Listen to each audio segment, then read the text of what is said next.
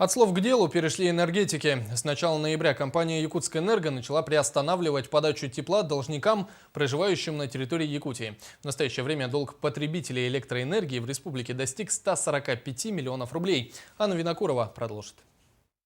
Всего по республике на данный момент около 6 тысяч должников по оплате электроэнергии. Наибольшая часть неплательщиков проживает в Якутске, Алданском, Нерингринском, Ленском и Мирнинском районах. По правилам предоставления коммунальных услуг акционерной компании «Якутскэнерго» таким лицам уже отправлены уведомления. В настоящее время задолженность именно по Мирнинскому району, в частности по населению, составляет 55,8 миллионов рублей, что является достаточно весомой, крупной суммой. Это и обязывает нас к проведению таких процедур по уведомлению и по ограничению потребления электроэнергии.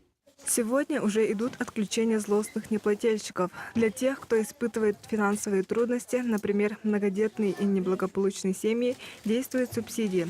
Также в случае накопления большой суммы долга потребители могут подписать соглашение об оплате задолженности в рассрочку с указанием срока и суммы ежемесячной оплаты. Есть типовая ошибка, которую часто потребители совершают. Они оплачивают потребление наперед, скажем, за квартал, за полгода, при этом не передают текущие показания приборов учетов «Энергосбыт». В результате возникают такие недоразумения, когда отсутствие этих текущих показаний фактически приводит к тому, что эти потребители попадают в список неплательщиков. Ограничение подачи электроэнергии является крайней мерой воздействия на неплательщиков.